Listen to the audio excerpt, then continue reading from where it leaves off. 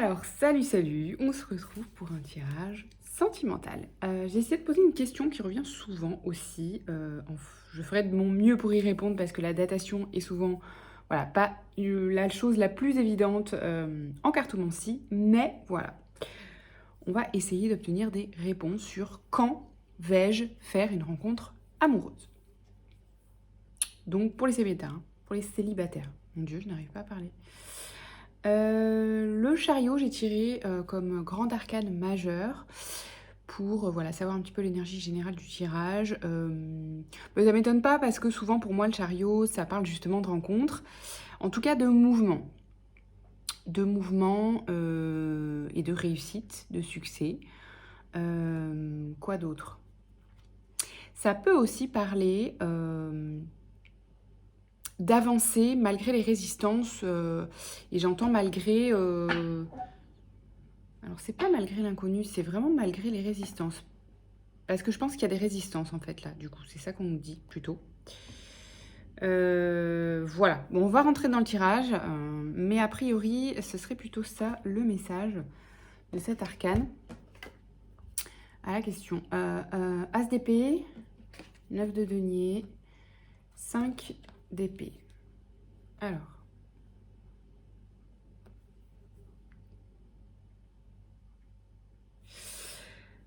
ok.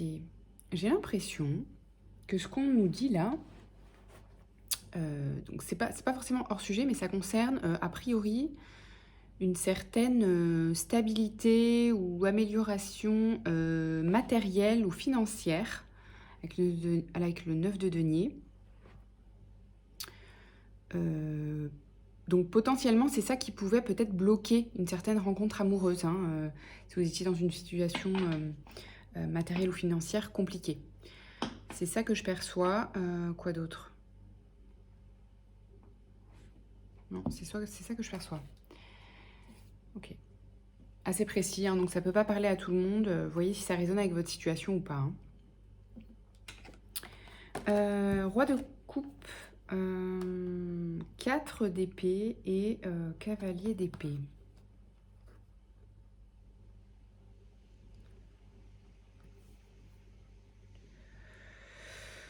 Alors, qu'est-ce que ça nous dit?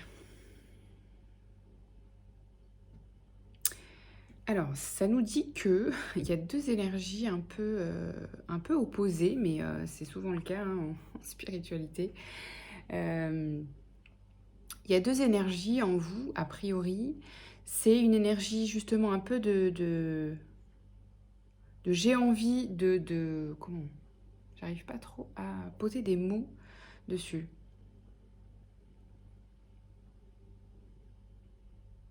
J'ai envie de couper avec une certaine énergie justement de il se passe rien.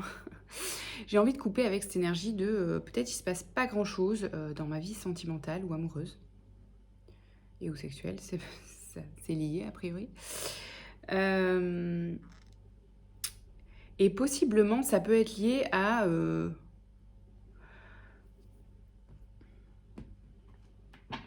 une certaine maîtrise émotionnelle, mais là ça m'apparaît comme plutôt du contrôle.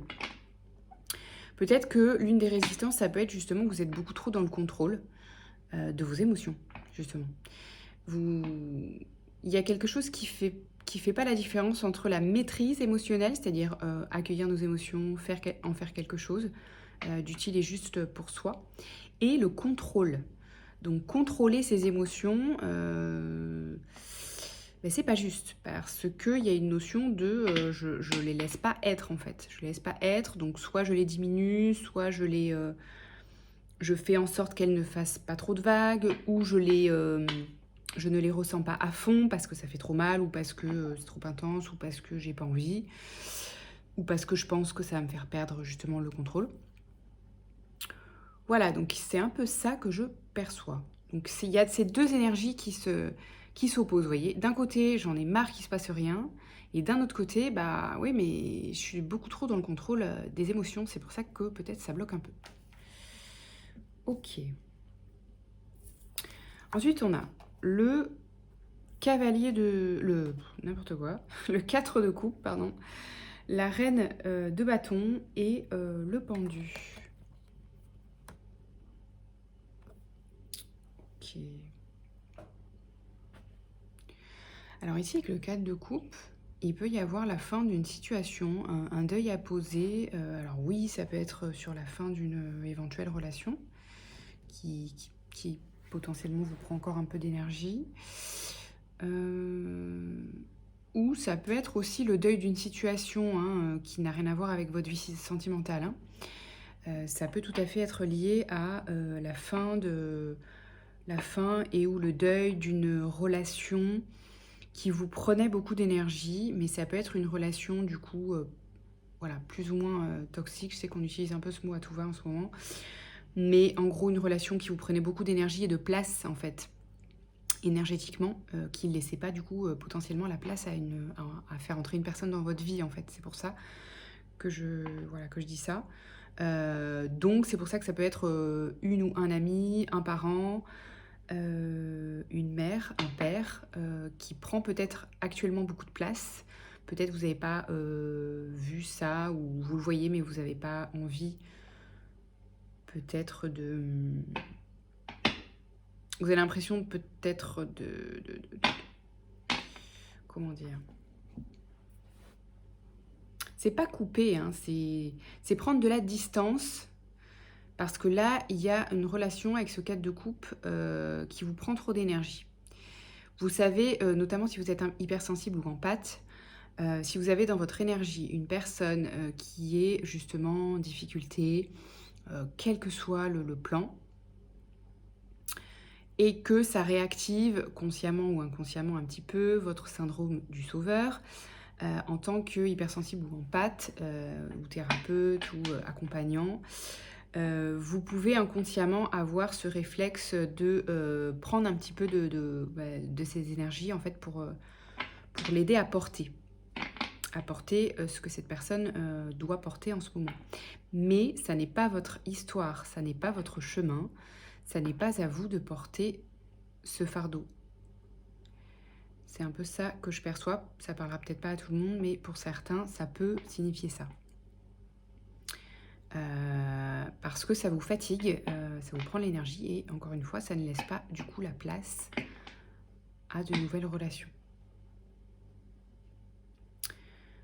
Voilà. Ici avec la reine de bâton et le pendu. Ouais, c'est ça. C'est ça.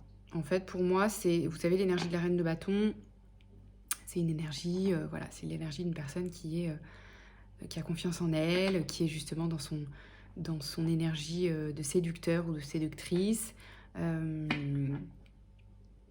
Ouais, qui part, donc c'est pas la conquête, c'est pas le mot, mais ouais, c'est une personne qui part dans son énergie de séduction, quoi. Je veux dire, dans l'intention, plus ou moins naturellement ou pas, de séduire. Donc il y a quand même cette énergie-là magnétique de la reine de bâton. Et c'est ce que je perçois, c'est-à-dire qu'avec le pendu, cette énergie-là, elle est un petit peu étouffée, un petit peu bloquée ou un petit peu en résistance parce qu'il y a cette énergie de deuil-là que vous sentez, ou c'est l'invitation, le conseil que vous devez faire par rapport à une personne que vous ne pouvez pas aider parce que ce n'est pas votre rôle.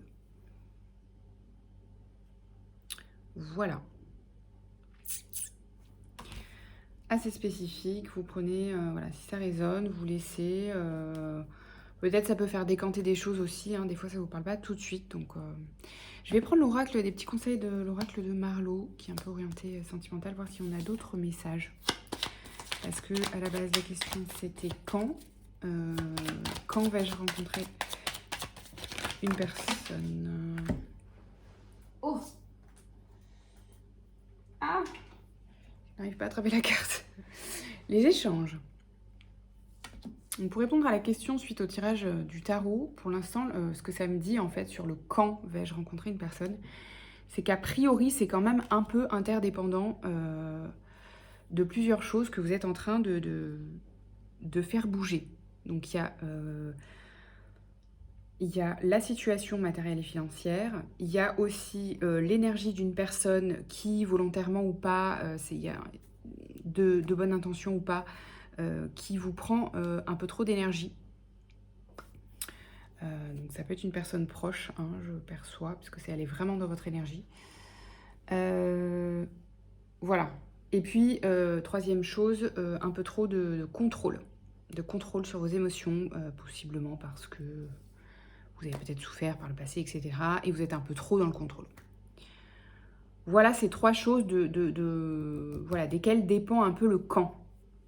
Donc, bien sûr, la datation est compliquée puisque ça dépend un peu de ces choses-là. Ensuite, on a la distance, l'imprévu. Je vais en tirer plusieurs. Faire un petit tableau. Donc, ce que ça me dit, c'est qu'il peut y avoir une personne, quand même, néanmoins, je perçois, du coup, nouveau message, qui peut peut-être, potentiellement pour vous, pour certains, en tout cas, y avoir déjà une personne dans votre énergie, là. Alors, est-ce que c'est une personne que vous avez rencontrée ou est-ce que c'est une personne plutôt sur laquelle avec laquelle vous échangez sur les réseaux ou sur une appli de rencontre, ou etc. Ça peut être ça, parce que je vois la distance et puis ça peut aussi représenter les réseaux sociaux, ça. Hein. Donc, il y a deux fois cette notion-là. C'était quelque chose... alors, soit c'est quelque chose, il y a une notion d'imprévu ou c'est un petit coup de foudre. Ok. Ensuite, on a le flirt, le glamour, la nostalgie. Qu'est-ce que ça nous dit? Donc, potentiellement, il peut y avoir effectivement déjà du flirt. C'est peut-être pas une personne que vous avez du coup déjà rencontrée. Peut-être que vous parlez voilà, uniquement sur les réseaux. C'est une personne, donc il y a du flirt, il y a de la séduction, clairement. Voilà, c'est une personne avec qui déjà il y a un petit jeu de séduction. Et la nostalgie, qu'est-ce que ça nous dit? Pour moi, ici, ça peut pas faire partie des petites résistances que vous avez. Ça rejoint un petit peu le contrôle émotionnel parce que pour moi, ça peut être un peu la mélancolie, la nostalgie, le passé, en fait. Hein. Vous voyez, c'est une photo. Pour moi, c'est un petit peu le passé qui pourrait créer des résistances. Mémoire du passé, je ne sais pas. Mauvaise expérience, voyez. Vous voyez l'idée. Allez, dernière petite carte. L'unité, la transformation. Oula, trop de cartes. Tue les cartes. L'unité, la transformation. Donc potentiellement avec cette personne, il y a quand même potentiellement un lien qui peut vous faire transformer quelque chose, transformer un thème. Terminer de revenir à soi. Dans l'unité, je perçois vraiment une notion de... c'est un peu sorti dans un autre tirage. Une notion de faire ensemble le fait de revenir à soi. Peut-être vous êtes en quête ou en passe de vraiment affirmer une nouvelle identité de vous-même. Et c'est quelque chose que vous pouvez faire ensemble avec cette personne parce que vous êtes peut-être dans la même démarche ou peut-être vous vous rejoignez sur une mission de vie aussi ou une mission sur un projet. Hein. On n'a pas une mission de vie pour moi, on a une mission d'être et ensuite vous avez plusieurs, voilà, vous pouvez avoir plusieurs projets. Mais peut-être il y a un projet sur lequel vous vous rejoignez et vous avez peut-être quelque chose à mener ou à faire ensemble sur ce plan, enfin sur un plan. La passion et l'indépendance, qu'est-ce que ça nous dit? Ça peut potentiellement être une personne, c'est la personne à laquelle vous pensez quand je parle de cette prise de contact à distance. Ça peut être une personne avec qui il peut y avoir une relation assez passionnée, passionnelle.